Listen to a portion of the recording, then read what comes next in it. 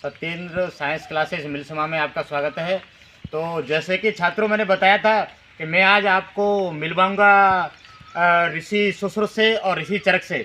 तो अब हम उनकी तपोभूमि में पहुंच गए हैं और देखिए कुछ ही क्षणों में, कुछ ही मिनटों में हम उनके पास पहुंचने वाले हैं। ये सब तपोभूमि है। यहाँ पर कई ऋषि जो हैं अपना भजन पूजा में लगे हुए हैं।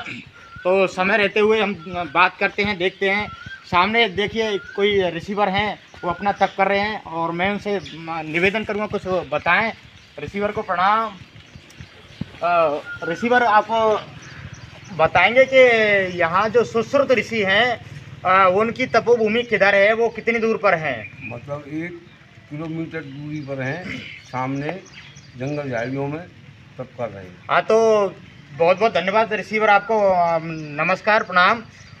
ऋषि ने बताया है कि घनी झाड़ियों में यहाँ से 1 मील दूर है जहाँ सुश्रुत ऋषि की तपोभूमि है। तो हम रुक कर लेते हैं, कुछ ही समय में हम वहाँ पहुँच जाएंगे रिसीवर के पास। जाके पहुँच ले।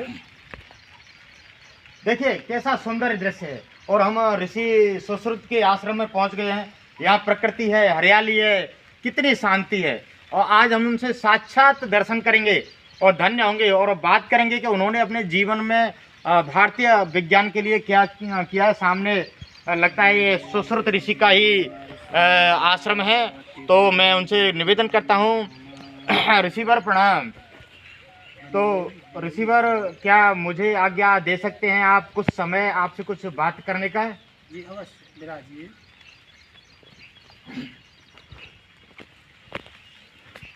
रिसीवर, हम देख रहे हैं कि जो हमारी संस्कृति है, हमारी भारतीय संस्कृति है, वो दूसरे देशों के लिए वैज्ञानिकों के पीछे भाग रही है।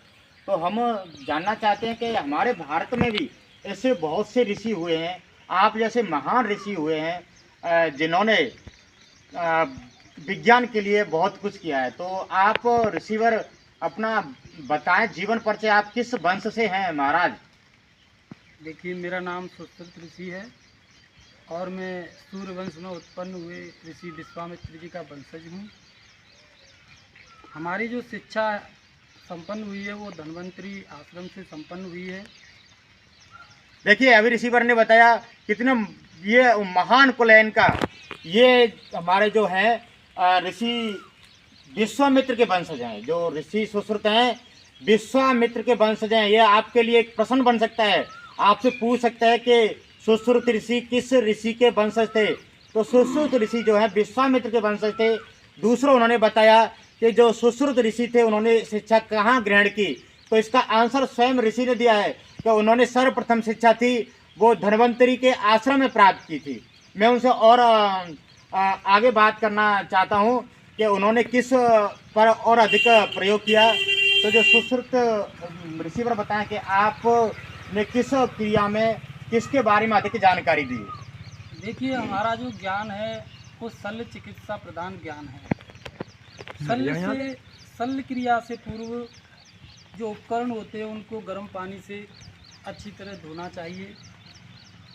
देखिए यहाँ जो है हमारे ऋषि बता रहे हैं कि उनका जो ज्ञान है वो शल्य क्रिया पर आधारित है। किस पर आधारित है? शल्य क्रिया पर आधारित है। उन्होंने एक व्यवस्था बताई कि हमें कभी भी शल्य क्रिया से पूर्व कुछ करना है तो पहले उन उपकरणों को धोना चाहिए, वो भी गर्म पानी में। तो आपसे छात्र ये पूछ सकता है कोई प्रश्न में कि उनका जो सुश्रुत ऋषि का ज्ञान था किस पर आधारित था। तो उन्होंने बताया कि ये जो ज्ञान है शल्य क्रिया पर आधारित है। गर्म पानी में धोना उन्होंने क्यों बताया? जिससे कि उसमें जो उपस्थित कीटाणु हैं वो मर जाएं, जिससे हम दूसरी शल्य क्रिया के लिए जाएं तो हमें कोई दिक्कत परेशानी पैदा ना हो। आगे मैं रिसीवर से पूछना चाहूँगा कि आपने जो पुस्तक लिखी है वो किस भाषा में है? हमने जिस ग्रंथ की रचना की है वो संस्कृत भाषा में है और सुश्रुत संहिता इसका नाम है। बहुत ही बढ़िया आपको प्रश्न मिलेगा छात्रों। भारतवासियों ध्यान दें इस पर। रिसीवर कह रहे हैं कि हमने जो सुश्रुत ऋषि ने जो पुस्तक लिखी थी उसका नाम है सुश्रुत संहिता। क्या नाम है उसका? सुश्रुत संहिता। अब आपसे कोई प्रश्न ये कर ले कि सुश्रुत संहिता जो ऋषि ने लिखी है वो किस भाषा में है, तो वो लिखी हुई है संस्कृत भाषा में। किस भाषा में लिखी हुई है? संस्कृत भाषा में लिखी है। मैं उनसे पूछना चाहता हूँ रिसीवर, आप ये बताएं तो आपने सर्वप्रथम शल्य क्रिया जो की वो किसकी की? 2600 वर्ष पूर्व हमने नाक, कान और होठ की प्लास्टिक सर्जरी की। इसी कारण से हमको ये पूरा विश्व प्लास्टिक सर्जरी के जनक जाना जाता है। बहुत ही बढ़िया बताया रिसीवर ने कि सर्वप्रथम आज जिन कार्यों के लिए हम अमेरिका, जापान जहाँ भेजते हैं कि अपना मुंह सीधा करवाना है, अपनी नाक टेढ़ी हुई है, प्लास्टिक सर्जरी करवानी है, वो काम 2626वीं ईसा पूर्व यहाँ इन्होंने किया था और प्लास्टिक सर्जरी की थी। नाक, कान और होठ की प्लास्टिक सर्जरी की थी और उसको ठीक किया था। इसीलिए सुश्रुत ऋषि को आज यहाँ प्लास्टिक सर्जरी के जनक यानी प्लास्टिक सर्जरी के पिता के रूप में जाना जाता है। कितनी सौभाग्य की बात है कि हमारे देश में इतने महानतम वैज्ञानिक हुए जिन्होंने ईश्वर की तपस्या के साथ साथ समाज के लिए बहुत कुछ किया। और मैं रिसीवर से प्रणाम करूंगा और ये कहूँगा कि वो अपने भारतवासी बच्चों, जो भारतवासी भविष्य हैं, उनको ये आशीर्वाद दें कि ये बहुत आगे उन्नति करें। रिसीवर प्रणाम। सभी को मेरा आशीर्वाद एवं शुभकामनाएं हैं। देखिए छात्रों, अब मैं आपको ले चलता हूँ चरक ऋषि के आश्रम की ओर, जहाँ उनकी तपोभूमि है। ये कुटिया है, यहीं उनके शिष्य उनसे पूछेंगे कि चरक ऋषि की तपोभूमि कहाँ है। आइए मेरे साथ चलते हैं। देखिए यहाँ उनके आश्रम में कितनी हरियाली है। ये देखिए प्रकृति की जो लालिमा यहाँ फूलों की छाई हुई है, कितना सुंदर दृश्य है। ऋषियों की तपोभूमि में, उनके तपोबल में जो है कितना शक्ति है। तो वहाँ सब कुछ ईश्वर प्रदत्त है। जंगलों में भी ऐसी हरियाली सब कुछ बना हुआ है। तो यहाँ मुझे एक पेड़ के नीचे एक ऋषि बैठे हुए दिखाई दे रहे हैं। तो मैं उनसे उनके बारे में जानकारी लेना चाहता हूँ। ऋषिवर प्रणाम। तो ऋषिवर आप बताएंगे यहाँ चरक ऋषि कितनी दूरी पर हैं और कहाँ पर तप रहे हैं?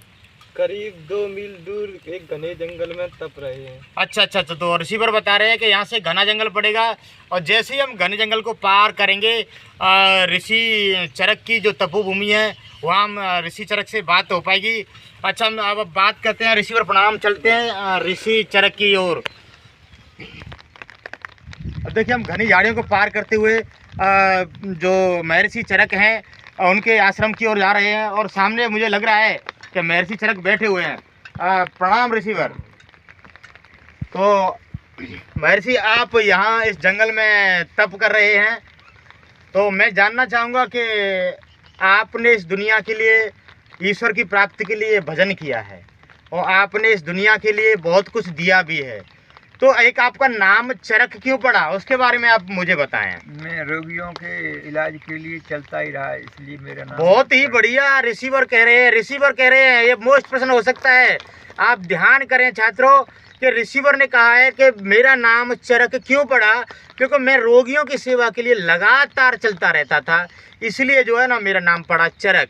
तो बहुत ही बढ़िया उन्होंने प्रश्न बताया का उत्तर दिया। उनका नाम चरक नहीं था, उनका नाम, लेकिन चरक पड़ने का कारण था कि वो रोगियों की सेवा के लिए लगातार चलते रहते थे। तो रिसीवर मैं आपसे पूछना चाहूँगा कि आपने जो शरीर के लिए पाचन तो हमारे रिसीवर कह रहे हैं कि जो अपने शरीर में पाचन, उपापचय आदि क्रिया हैं, उनके बारे में ऋषि चरक ने विस्तृत जानकारी हमारे विज्ञान को, भारतीय विज्ञान को दी है। तो ऋषिवर, जो हम लोग हैं बीमार क्यों पड़ जाते हैं, हमारी जो बीमारी है उसका क्या कारण है? बात पित्त। बहुत ही बढ़िया, बहुत ही अच्छा सुंदर ऋषिवर की खोज है। उन पर तो ईश्वर की कृपा है, ईश्वर साक्षात उनको दर्शन होते हैं। वो बता रहे हैं कि वात, पित्त और कफ, यानी पित्त, कफ और वात तीनों में जब असंतुलन हो जाता है तो जो लोग हैं बीमार पड़ जाते हैं। उनके असंतुलन के कारण ही ऐसे हो जाता है। तो ऋषिवर आप एक चीज़ और बताएं, हमें ज्ञान दें कि शिशु में बच्चा होना, बच्ची होना, इसका निर्धारण के बारे में आप बताया था कुछ। लिंग धारण की। अच्छा, तो ऋषि बता रहे हैं कि सबसे पहले वो चरक ऋषि ही थे जिन्होंने लिंग निर्धारण के बारे में बताया था कि लिंग निर्धारण किस प्रकार से होता है और उनके लिए कौन उत्तरदायी है। तो ये चरक ऋषि थे। कितनी अच्छी बातें आज हमें यहाँ ऋषियों के माध्यम से प्राप्त हो रही हैं। तो ऋषिवर मैं आपसे चाहता हूँ कि आप थोड़ा सा बताएं कि जो कभी बच्चे जन्म से ही जो जन्म लेते हैं, कोई लंगड़ा है, कोई अंधा है, ये सब क्यों हो जाता है? ये माता पिताओं के अभाव के। हाँ देखिए, तो अब ऋषिवर बता रहे हैं कि जो बच्चे ने जन्म लिया, बच्चा रोगी है, मतलब लंगड़ापन है, अंधापन है, तो इसमें कोई विशेषता क्या, इसमें दिक्कतें ये होती हैं माता पिता के जो अंडाणु हो और बिम्बाणु जो होते हैं उनमें कमी के कारण बच्चे में कोई लंगड़ापन, कभी अंधापन, ऐसे बच्चे पैदा हो जाते हैं।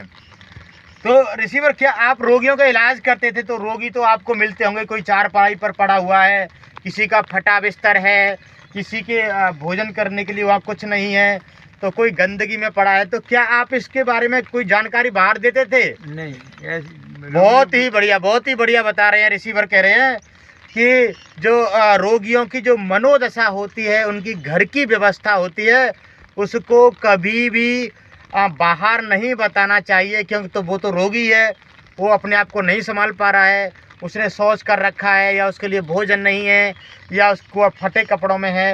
ये सारी जो व्यवस्थाएं हैं, ये जो सारी व्यवस्थाएं, उनको कभी भी किसी भी एक चिकित्सक को बताना नहीं चाहिए। तो आपने कोई पुस्तक भी लिखी है? मैंने हाँ, तो इन्होंने चरक बता रहे हैं कि एक चरक ऋषि ने एक चरक संहिता नाम की पुस्तक लिखी है। तो आपको ये मोस्ट मिल सकता है प्रश्न के चरक ऋषि द्वारा लिखित पुस्तक का नाम क्या है। तो छात्रों, इसको दिमाग में रखें हमेशा। उसका पुस्तक का नाम है, क्या नाम है उसका? चरक संहिता। बहुत ही बढ़िया। आज हमने दो ऋषियों के दर्शन किए और बहुत ही उनसे बहुत से प्रसन्न पाए और उनके दर्शन हुए। आज हम धन्य हुए और आप भी इस वीडियो के माध्यम से उन ऋषियों के दर्शन करेंगे और धन्य हो जाएंगे। रिसीवर प्रणाम। हम जो है ना बच्चों, मैंने आपसे बताया था कि हम ऋषियों के मुखाग्र ही आपको हर प्रश्न का उत्तर दिलवाएंगे। तो अभी हम जंगल में थे और अभी भी हम जंगल में ही हैं, एक कुटिया के पास हैं। बहुत ही शांत वातावरण है। तो मैंने देखो कुछ प्रश्नों को लिख लिया है जो मैंने आज ऋषियों से प्राप्त किए थे।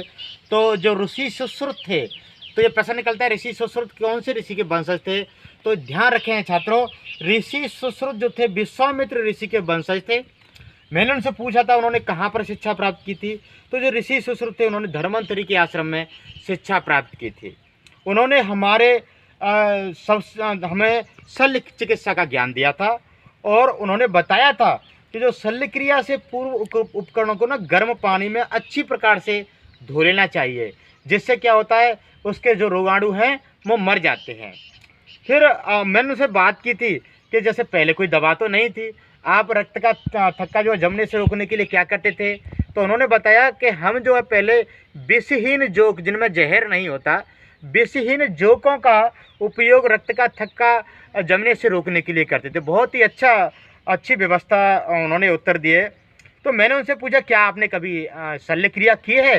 तो उन्होंने बताया कि ना, आज जो दुनिया, आज जो अमेरिका, जापान इत्यादि भागते हैं, हमने नाक, कान और होठ की प्लास्टिक सर्जरी की थी, सफल प्लास्टिक सर्जरी की थी। इसलिए उन्हें प्लास्टिक सर्जरी का जनक, ये मोस्ट प्रश्न बन जाएगा छात्रों और कंपटीशन क्लासेस के लिए बनता है मोस्ट प्रश्न के। प्लास्टिक सर्जरी का जनक, प्लास्टिक सर्जरी का पिता, शल्य क्रिया का पिता किसे कहा जाता है? तो वो है ऋषि सुश्रुत। हमारे ऋषि सुश्रुत जो हैं उन्हें प्लास्टिक सर्जरी के जनक कहा जाता है। उन्होंने एक सुश्रुत संहिता लिखी थी जो संस्कृत भाषा में है। और मैंने अब आपको मैं बताऊंगा, मैंने जो चरक ऋषि के पास गया था और उनसे जो जानकारियां प्राप्त की थी। तो चरक ऋषि से मैंने पूछा था कि ऋषिवर, क्या आपका नाम चरक क्यों पड़ा? तो उन्होंने मुझे बड़ी अच्छी प्रकार से समझाया कि वत्स, जो रोगी है ना, रोगियों के इलाज के लिए मैं लगातार चलता रहता था, इसीलिए मेरा नाम पड़ा चरक। मैंने उनसे पूछा शरीर के लिए आपने क्या बताया? तो उन्होंने कहा पाचन, उपापचय आदि प्रक्रिया के बारे में मैंने बहुत ज्ञान दिया है। फिर मैंने उनसे पूछा था हम बीमार क्यों होते हैं, लोग बीमार क्यों पड़ते हैं? तो उन्होंने कहा कि वात, पित्त, कफ, इनमें असंतुलन पैदा होता है शरीर में, उनके कारण जो है बीमार हो जाते हैं। फिर उन्होंने और भी जानकारी दी कि शिशु में लिंग निर्धारण है, उनकी भी उन्होंने जानकारी दी थी। आपसे प्रश्न बन के पूछ ले कोई कि शिशु में लिंग निर्धारण की जानकारी किसने दी, तो शिशु में लिंग निर्धारण की जानकारी दी थी किसने? चरक ने। तो ऋषि चरक से मैंने पूछा कि कुछ बच्चे जन्म से ही अंधे लंगड़े होते हैं, ऐसा क्यों होता है? तो वो बता रहे थे कि ये माता और पिता में जो बिंबाणु है और जो होते हैं उनमें कुछ त्रुटि के कारण बच्चे जन्म से ही अंधे या लंगड़े पैदा हो जाते हैं। तो मैंने उनसे पूछा कि आप रोगियों का इलाज करते थे, तो रोगी कई प्रकार से आपको मिलते हैं, तो क्या होता? तो उन्होंने कहा कभी भी रोगी की मनोदशा, रोगी की घर की स्थिति को बाहर नहीं बताना चाहिए। तो आज के लिए सत्येंद्र साइंस क्लासेस मिलसमा में आपके लिए इतना ही है। मैं आपको बताऊंगा, आप इनमें से कई ऐसे प्रश्न हैं जो आपको कंपटीशन में भी पूछे जा सकते हैं, एनसीईआरटी कोर्स में भी पूछे जा सकते हैं। आप इन प्रश्नों की अच्छी तैयारी करें और वीडियो को सब्सक्राइब और लाइक करें, लाइक करना ना भूलें, सब्सक्राइब करें। आज के लिए इतना ही, धन्यवाद।